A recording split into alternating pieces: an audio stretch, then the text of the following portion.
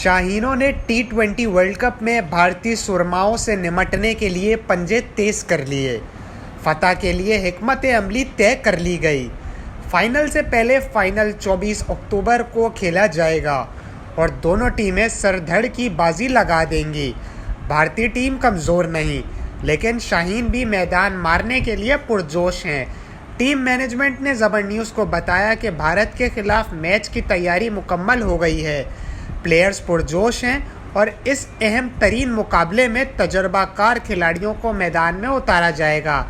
Team Babar Azam, Mohammad Rizwan, Fakhar Zaman, Mohammad Hafeez, Shoaib Malik, Asif Ali, Imad Wasim, Shadab Khan, Hasan Ali, Haris Rauf और शाहीन अफरीदी पर इन्हिसार करेगी।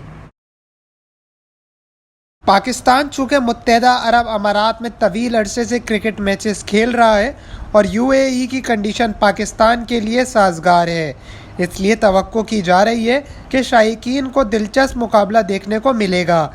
चेयरमैन क्रिकेट बोर्ड रमीज़ राजा पहले ही कौम से दुआओं की अपील कर चुके हैं और कहा है कि भारत के खिलाफ मैच जीतकर कौम को खुशी देना चाहते हैं।